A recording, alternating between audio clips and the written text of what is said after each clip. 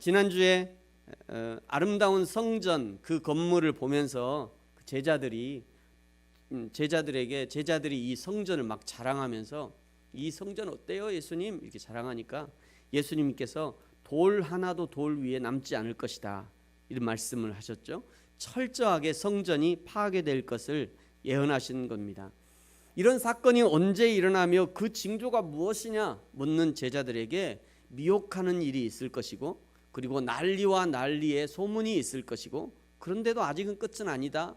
또 나라와 나라, 민족과 민족이 서로 전쟁하는 일도 있을 것이다. 기근과 지진과 전염병이 있을 것이다. 지금 우리가 전염병으로 고생하고 있잖아요. 이런 것이 있을 것이다. 이렇게 말씀하셨습니다. 여러분, 지난 한 주간 그리고 마지막에는 박해도 있을 것이야. 예수 믿는 너희들을 박해하는 일이 있을 것이다. 이렇게 말씀하셨습니다. 여러분, 지난 한 주간 예수 믿는 것 때문에 혹시 어떤 박해를 받으셨습니까?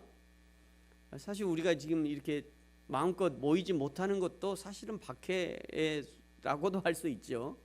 여러분, 개인적으로 지난 주간에 한 주간 살면서 어떤 박해를 받으셨습니까? 저는 코로나의 이게 뉴스가 교회 관련 뉴스가 나올 때마다 얼마나 마음이 그냥 조마조마하고 뜨끔하고, 광주 지금 일곡중앙교회 오늘 예배도 못 드릴 것 같은데 저 많은 성도들 어떻게 하나 그런 걱정도 되기도 하고요. 그런데 이런 뉴스가 이런 뉴스가 이게 나올 때 그 댓글을 볼 때마다 사람들이 어떻게 심하게 말하는지, 요 일곡중앙교회 관련된 댓글에 보니까 이런 댓글이 있어요. 집에 좀 있자. 왜 그리 교회 못 가서 안달이냐. 코로나 몇 명 걸린지 실험하는 거냐. 또 종교 집단들 말 무지하게 안 듣네. 죽일 놈들. 또 목사 싹쓸이 감금해야 된다. 근데 이게 몇 개만 이렇게 추려놨는데요. 교회 관련 교회에서 이런 문제가 생겼다고 하면 얼마나 심하게 그냥 교회를 헐뜯는지요. 여러분, 지금은 댓글뿐이지만 이 댓글이 실제 행동으로 이어질 것이고요. 지나가다가 그냥 교회 간판만 있으면 부셔버릴 것이고, 교회 십자가 보면 넘어뜨릴 것이고요. 예배하는 모습을 보면 돌을 던지고 갈 거예요.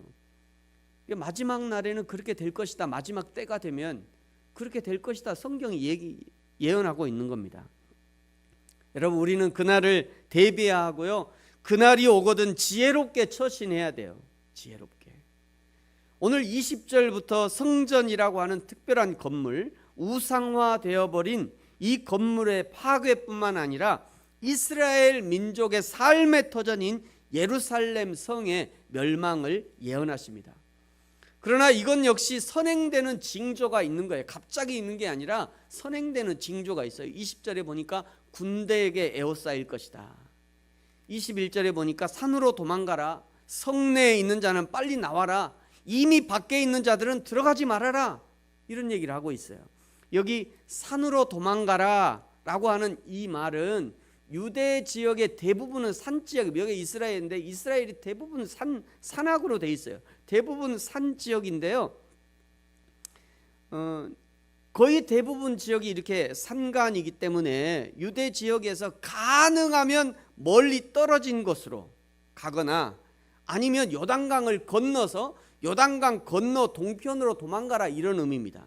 실제로 당시에 예수님의 가르침에 충실했던 많은 성도들이 전쟁이 나기 전에 베레아라고 하는 이 지방, 베레아 지방에 펠레라는 산이 있는데요. 이 산으로 많이 도망을 갔다고 그래요. 그래서 거기 보면 그런 유적들이 있다고 그럽니다.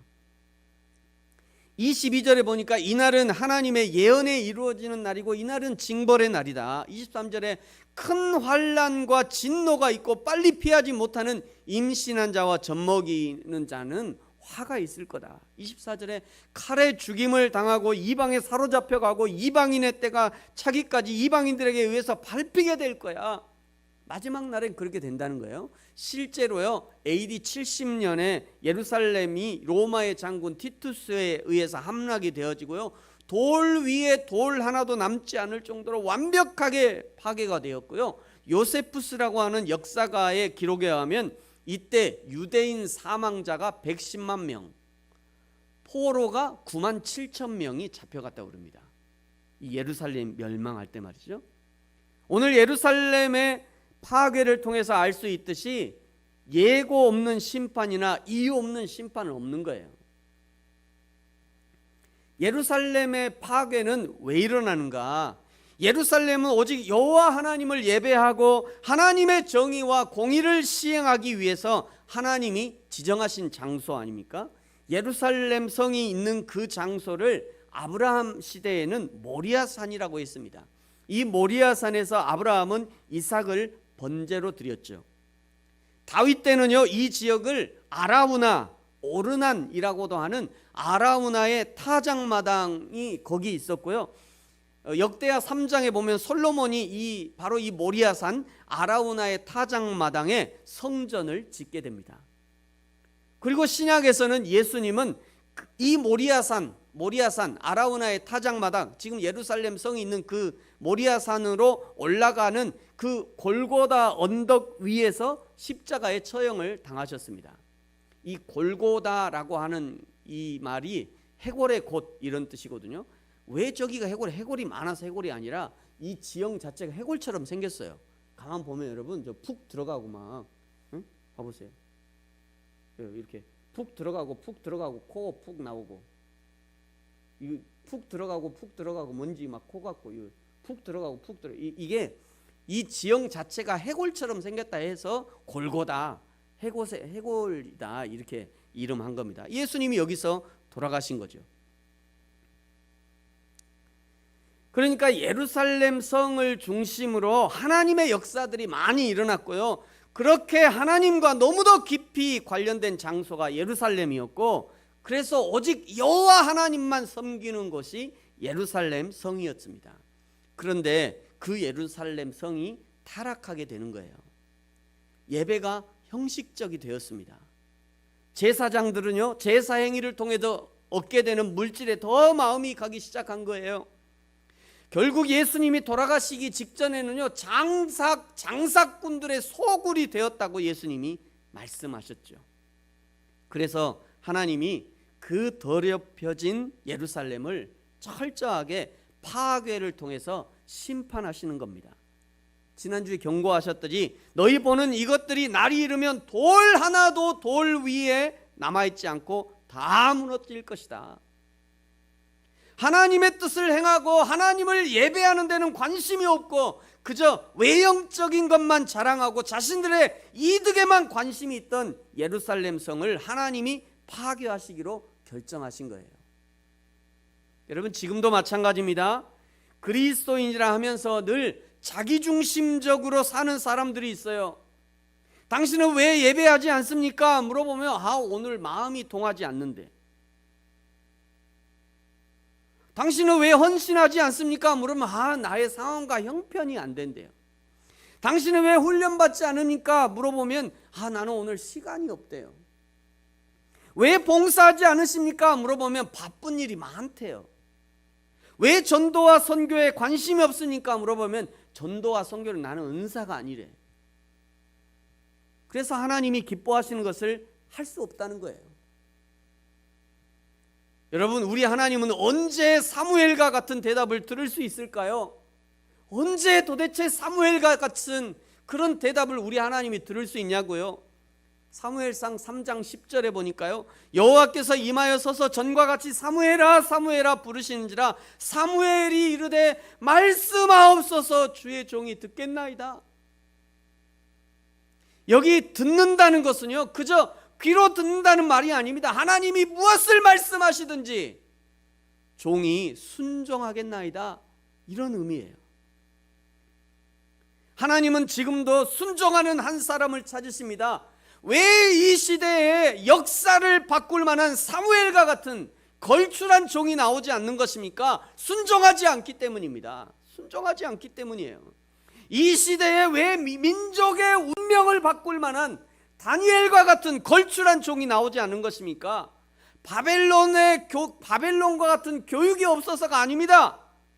다니엘 학습법 같은 그런 학습법이 없어서가 아니에요.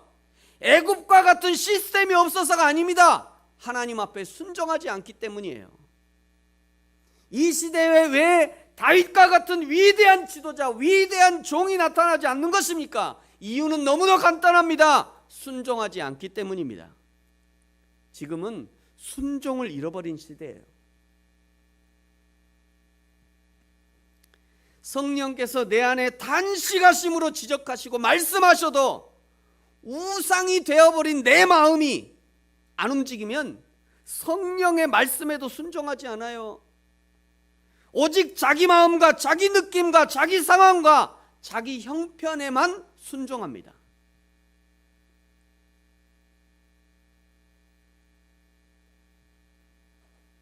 그러니 하나님의 마음을 감동시킬 만한 종이 나타나지 않는 거예요. 사랑하는 성도 여러분, 종말을 향해 가는 이 시대에 살아계신 여호와 하나님 말씀에 순종하는 사람이 되시기 바랍니다. 내 느낌과 내 감정에 순종하는 것이 아니라 하나님의 말씀, 하나님의 인도하심, 성령 하나님의 깨닫게 하심에 순종할 수 있어야 되는 거예요.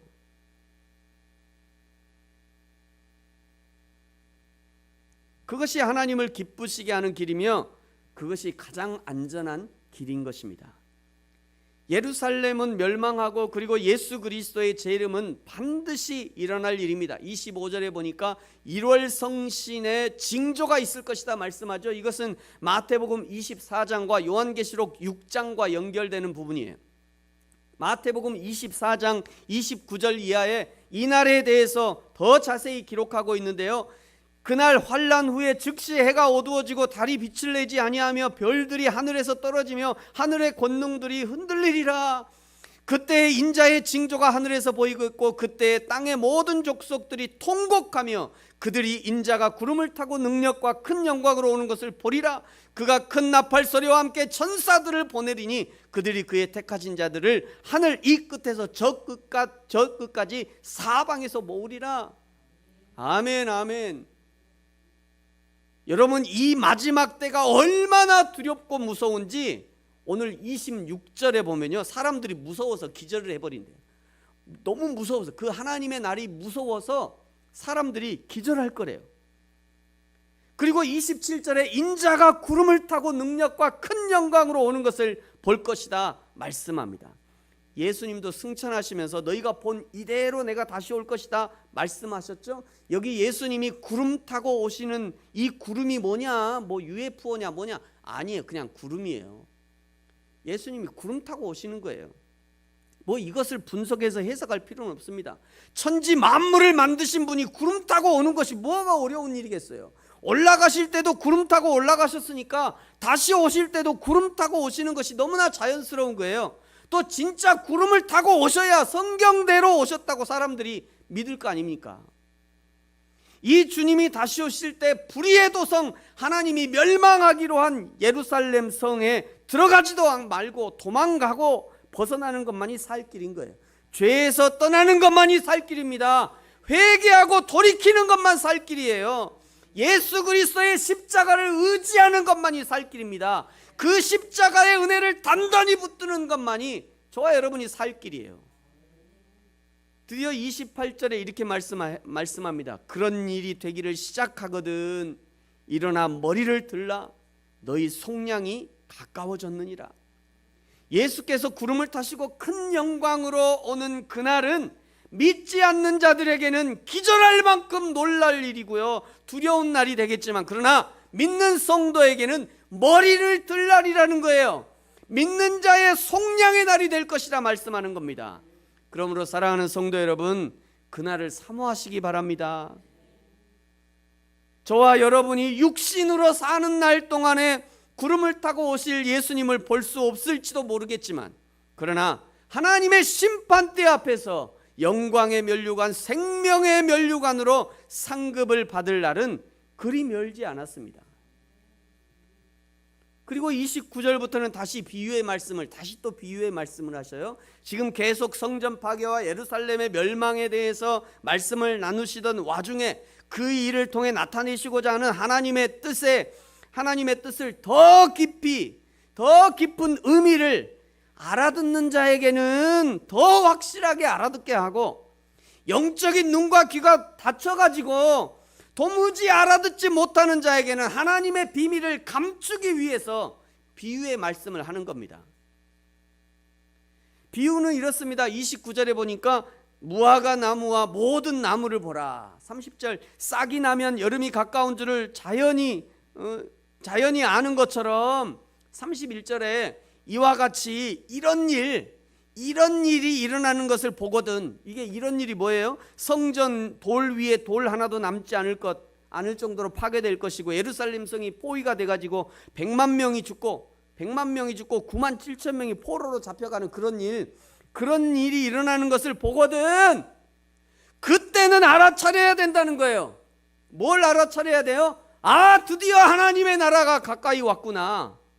알아차려야 된다는 거예요. 알아차려야. 여러분, 요즘 좀 민감하신 분들은 이 코로나 사태를 보면서 주님의 때가 가까이 왔나? 다들 그런 생각하고 계시죠? 민감하신 분들은 다들 그런 생각하고 이게 주님의 때인가? 근데 어떤 사람은요, 옳았구나, 교회 안 가도 되는구나. 물론 이 코로나 이것 때문에 이 서로 주의하느라고 그거하고는 다른 일이죠. 그거하고 다른 일이에요. 내가 예배 가고 싶지만 이런 지금 코로나가 막 이렇게 하기 때문에 스스로 조심하기 위해서 교회 오는 게 상관없어요. 그거는 저도 그렇게 하라고 그렇게 얘기했고요. 그런데 어떤 사람들은 옳았구나, 이제 교회 안 가도 되는구나. 야, 드디어 이제 진짜 이제 헌금 안 해도 되는구나. 내가 진짜 평소에는 내가 어쩔 수 없이 교회 가는데 이제 공식적으로 안 가도 되는구나. 이러고 좋아하는 사람도 있다는 거예요.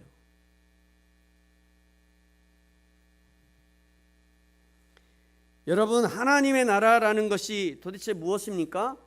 하나님이 우리의 왕 되시고 하나님의 통치와 다스림이 있는 나라가 하나님의 나라인 거예요. 하나님의 나라가 온다라고 하는 것은 믿지 않는 자에게는 심판이 다가오는 것이요, 믿는 자에게는 영원한 안식과 평안이 다가오는 겁니다. 우리는 지금 이 땅에서 어떻게 하나님의 나라를 누리고 경험하고 있습니까? 하나님의 통치하심을 인정하고 선포하고 나아가면 저 하늘의 안식과 평안이 이 땅에 침투해서 들어오는 거예요. 그야말로 전쟁과 환난 중에 평화를 맛볼 수 있는 겁니다. 빈궁 중에도 풍요를 맛볼 수 있는 거예요. 세상이 코로나로 두려움과 공포에 사로잡혀 있지만, 그러나 성도는 나와 우리를 위해 조심은 하지만 그럼에도 불구하고 하나님 앞에 감사할 수 있는 거죠. 이것이 하나님의 나라를 누리는 것입니다. 사랑하는 성도 여러분, 저와 여러분 가운데 이 하나님의 나라가 임하게 되기를 축복합니다. 하나님의 왕되심이 우리 가정에, 우리 직장에, 이웃에, 그리고 이 나라와 민족 가운데 임하기를 축복합니다. 이 하나님의 나라, 즉 예루살렘이 멸망하고 여호와 하나님이 왕으로 인정함을 받는 그 나라가 언제 임하냐? 32절에 말씀하죠. 내가 진실로 너에게 말하노니 이 세대가 지나가기 전에 모든 일이 다 이루어지리라. 천지는 없어지겠으나 내 말은 없어지지 아니하리라. 32절에 이 세대가 지나가기 전에 라고 말씀하니까 이 세대가 도대체 언제냐? 어떤 사람들은 예수님이 사시던 그 시대를 가리킨다라고 얘기하기도 하고요. 또 어떤 사람은 이 편지, 누가가 편지를 기록한 그 시대를 가리킨다 또 말하기도 하고요. 또 어떤 사람은 예수님이 초림하셨던 그 시대를 가리킨다라고 주장하기도 합니다. 그러나 이 말씀을 통해서 예수님이 진짜 하고 싶은 얘기는 이런 얘기예요. 정말 하나님의 나라 그거 반드시 이루어진다, 이 얘기를 하는 겁니다. 할렐루야. 천지는 없어지겠지만 내 말은 절대 없어지지 않아. 반드시 세상은 멸망하고 하나님의 나라는 이루어질 거야. 지금 이 말씀을 하고 있는 거예요. 여러분, 그런데 왜 이렇게 마치 우리가 들으면 당장 내일이라도 세상이 끝날 것처럼 그렇게 말씀하시는가? 왜냐하면 이것이 하나님이 보시는 시간에 대한 관점이에요. 이것이 하나님의 시각이라고요. 우리가 보기에는요 10년, 100년, 1000년이 짧고 길고의 차이가 있지만, 그러나 하나님이 보시는 이 모든 시간이 점 하나에 불과한 것입니다. 제가 어젯밤에요 이거를 설명하려고 뭘 하나 만들었어요. 이것을 이제 시간이라고 해보세요, 여러분. 그래서 여기서 BC 1000년이 여기 있잖아요. BC 1000년. 우리가 태어나기 전보다 1000년인 거예요. BC 1000년. 그 다음에 또 시간이 흘러서 BC 500년이 여기 있어요. 500년 사이가 지난 거죠. 그 다음에 BC 100년이 여기 있습니다. BC 100년. 그리고 예수님이 태어나셨던 AD 1년. 예수님 여기서 태어나신 거죠. 이거 갖고 뭐 예수님이 왜 AD 1년에서 태어나냐 그런 얘기 하지 마세요. 예수님이 태어나신 것은 BC 3년 정도 된다고 신학자는 얘기하는데요. 보통 그냥 우리가 AD 1년부터 예수님이 태어나신 그날부터 AD 1년이다 이렇게 얘기하는 거예요.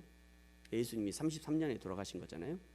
그 다음에 지금 저와 여러분이 사는 곳이 여기입니다. AD 2020년. 그래서 우리가 쭉 이렇게 살고 있는 거죠. 이렇게. 그래서 사람들의 생각에는 어떤 사람은 여기서 태어나서 2002년을 사고 어떤 사람은 1000년을 사니까 벌써 이게 3000년의 시간이 이렇게 흐르잖아요.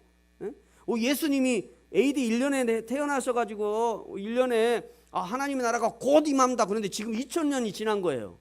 예수님이 분명히 하나님의 나라가 곧 임한다라고 했는데 벌써 2020년이 지났다고요. 근데 이것은 사람들이 보는 관점이에요. 근데 하나님은 이 시간을 어떻게 보시냐? 하나님은 이 시간을 이렇게 보시는 겁니다. 이렇게. 우리는 이렇게 봐요. 사람은. 근데 하나님은 시간을 이렇게 보신다고. 이렇게. 자, 여러분 한번 다 여기 쳐다보세요. 저랑 눈을 한번 맞췄죠. 뭐가 보입니까? 뭐가 보이니까 여러분? 점 안 보이세요? 점 보이죠? 점. 하얀 점. 보이십니까? 하얀 점? 네. 하얀 점 보이죠?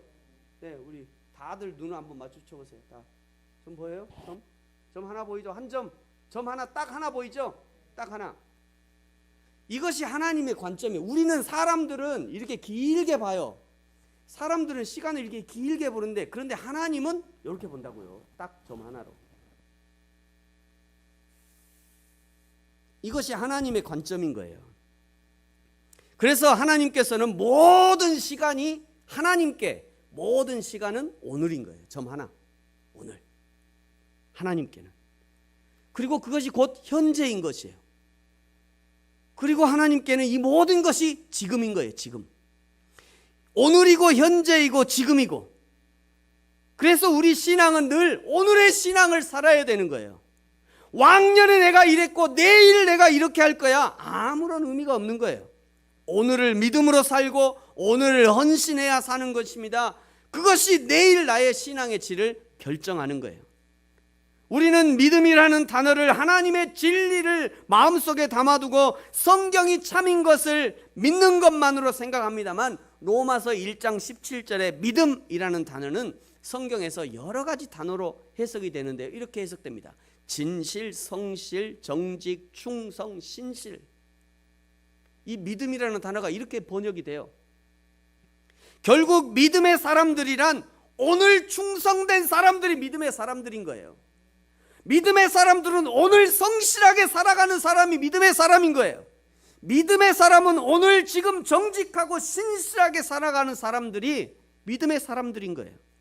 그 사람들이 이 복음을 받을 만한 사람들이고요. 하나님 나라에 합당한 사람들이라는 거예요. 그 믿음의 사람들은 예수님의 비유의 말씀을 알아듣고 더욱 믿음으로 살겠지만 그러나 그런 믿음이 없는 사람들은 도무지 예수님의 비유를 알아듣지 못하는 것입니다. 그것이 비유의 목적인 거죠. 그 하나님의 나라를 사모하고 그 하나님의 나라가 올 것을 기대하는 성도는 어떤 삶을 사느냐? 34절에 보니까요. 너희는 스스로 조심해라 말씀하고 있어요. 너희는 스스로 조심해라. 스스로 조심하지 않으면 방탕하게 됩니다. 스스로 조심하지 않게 되면 술 취하게 돼요. 스스로 조심하지 않으면 생활의 염려로 마음이 둔해집니다. 생활의 염려로 마음이 둔해지면 뜻밖의 그날이 너희에게 임하는 거예요. 왜 하나님의 나라가 덫과 같이 뜻밖의 덫과 같이 임하냐? 사실은 이미 징조를 보여주셨어요. 이미 여러 가지 사인을 보여주셨어요. 그런데 마음이 둔해져 가지고 못 알아듣는 거예요. 비유의 말씀을 못 알아듣는 것과 마찬가지입니다. 그런 사람들에게는 데살로니가전서 5장 2절에 말씀하는 것처럼 주의 날이 밤에 도둑같이 임할 거야. 못 알아들으니까. 못 알아듣는 사람에게는 도둑같이 임하는 겁니다. 그러나 알아듣는 사람에게는요, 데살로니가전서 5장 4절에 보니까요, 형제들아, 알아듣는 사람은 얘기하는 거죠. 형제들아, 너희는, 믿는 너희는, 이런 의미죠. 형제들아, 너희는 어둠에 있지 아니하매 그날이 도둑같이 너에게 임하지 못할 것이다. 그러니까 하나님의 사인이나 하나님의 그 말들을 알아듣는 사람에게는 도둑같이 임하지 않는다는 거예요. 늘 어두움에 있는 사람들에게 하나님의 날은 항상 도둑같이 임하는 겁니다. 그러나 늘 깨어있고 늘 주님의 날을 사모하고 낮에나 밤에다 눈물을 흘리고 내 주님 오시기를 기다립니다 노래하는 사람들은 주님의 사인과 징조를 금방 알아볼 수 있는 것입니다. 그러니 그날이 도둑같이 임하지 못하는 거죠. 사랑하는 성도 여러분, 저와 여러분에게 이 주님의 사인, 주님의 날을 알아볼 수 있는 민감한 영적 눈과 민감한 영적 귀와 영적 감각이 늘 살아있기를 축복합니다. 여러분, 그렇게 하기 위해서 우리는 어떻게 해야 되냐? 36절에 말씀하죠. 이러므로, 우리 다 같이 한번 읽어볼까요? 오늘 제목이 여기서 나왔죠. 시작. 이러므로 너희는 장차 올 이 모든 일을 능히 피하고 인자 앞에 서도록 항상 기도하며 깨어있으라 하시니라. 아멘. 백성들의 깨어있음을 위해서 예수님이 37절에 보니까요, 늘 가르치셨대요.